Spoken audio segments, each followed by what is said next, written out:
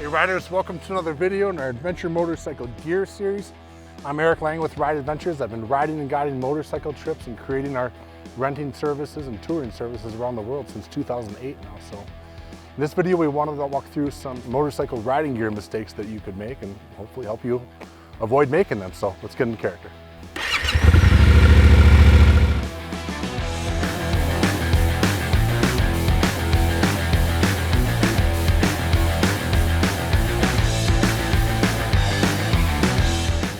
Motorcycle riding gear can get very expensive, as you may have noticed, and it's such an important part of your overall riding experience that I want to make sure you're avoiding some of the mistakes myself and others have made. You know, you're going to rely on it to stay comfortable in varying temperatures. You're going to rely on it to keep you padded and protected and safe in the event of who knows what could happen. So let's go through this list of mistakes that other riders have made to make sure you're not making them as well.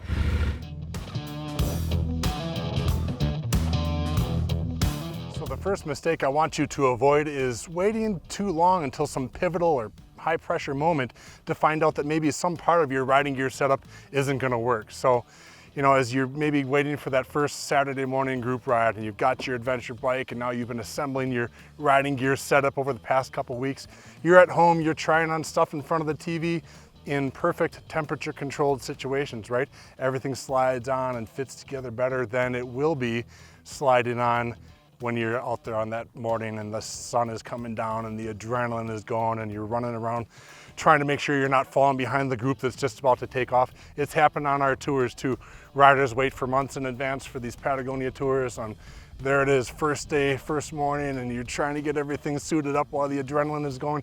Don't have your tour guide be the one helping tug your gloves on because you didn't properly fit them before your big adventure or your big ride coming up. So check it all out and make it sure the whole thing works before your big moment.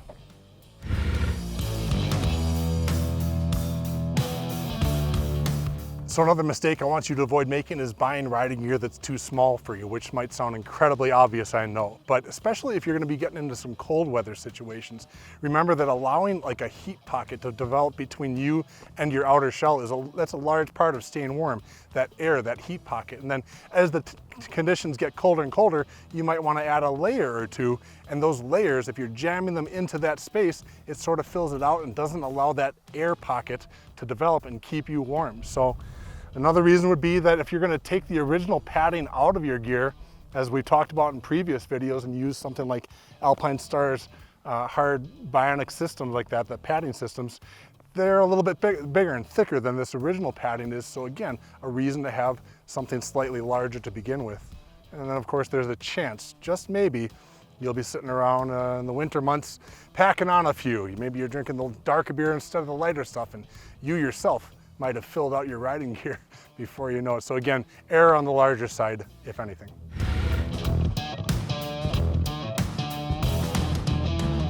Another mistake riders make is investing in this top-end, really expensive waterproof riding gear and not realizing that by not having it fitted properly and cinched off properly, it's not going to be waterproof. So a big one is actually letting those first few drops of rain seep down your neck, not realizing that as it's not cinched off there, more and more water is going to be seeping down, and you can handle those first few drops okay.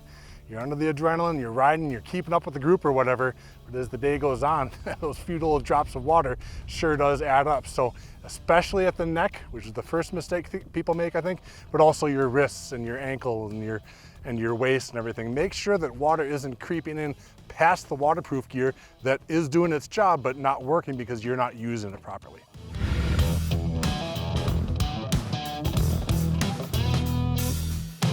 Also keep in mind that just buying the top-end riding gear with waterproofing and all that isn't the only thing. You have to actually maintain this stuff as well. So like if you look at the Climb Badlands Pro wash and care instructions, you'll see that, you know, they explain dust and dirt gets trapped on the actual Gore-Tex membrane and that needs to be washed off. You can use a simple washing machine for something like that. Maybe after that you're supposed to add a spray-on product like Revive-X to keep that waterproofing membrane alive. And the zippers as well, you know, they get packed with dust and dirt, and then you remember on that last ride you all stopped for ice cream and maybe some of the ice cream ended up in your zipper and now it's collecting more dust and dirt. You got to wash these things out and lubricate them. Use the products the way the manufacturer actually tells you to. You will get the most out of your investment.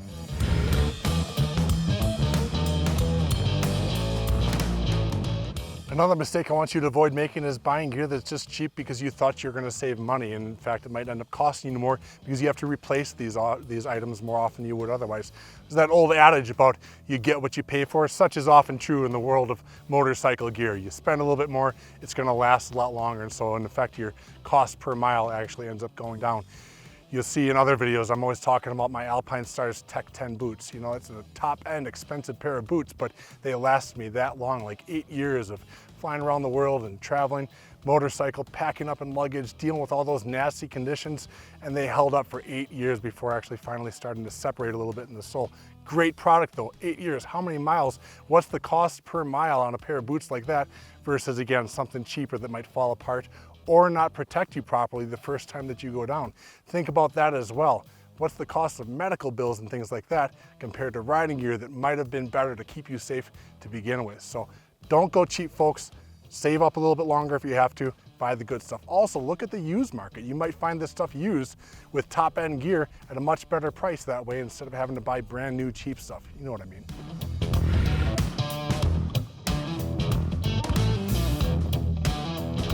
Another mistake riders are making is not completely protecting themselves with riding gear. Don't forget that you're subjecting your body from head to toe into the possibilities of motorcycle riding and the things that happen from it. It could be a rock popping off of the rear tire of another rider, or you unfortunately going down. And don't forget that eliminating or leaving a pair of pants out of your riding gear setup, or a proper riding boot, leaving certain parts out of the entire setup, well, Murphy's Law could dictate that that's the part that's going to be subject to injury because you didn't get a complete padded riding gear setup. Protect yourself from head to toe.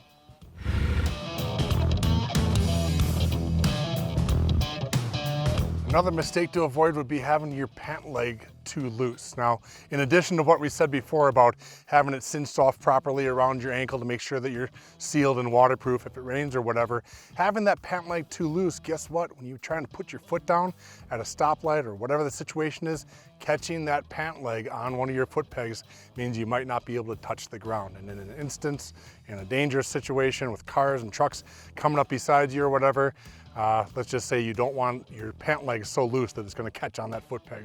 Sounds like a simple little thing, but it has happened to riders, and people can get hurt from it pretty severely if they make this mistake.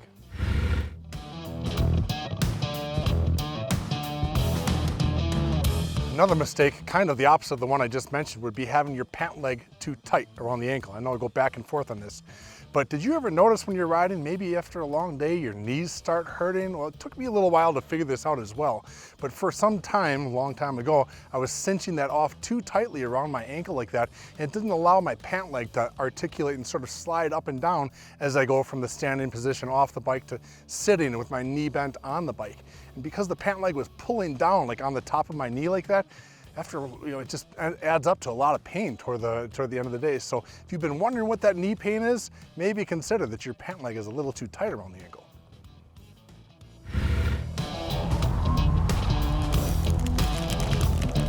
One last mistake to avoid would be relying entirely on electrical gear. This stuff is absolutely great.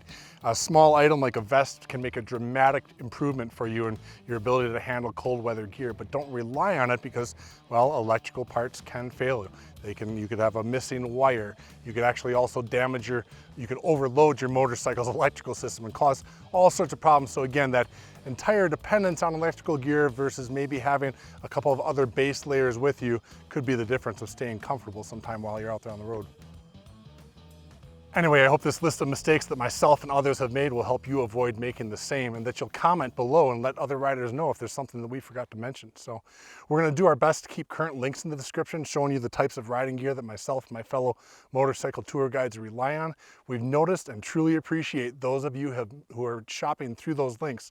Doing so to buy the motorcycle gear that you're going to buy anyway goes to support the channel and what we're doing here. So hit the notifications button to see future videos, and like and subscribe, of course. And thanks for watching, everyone. Ride on. We'll see you out there.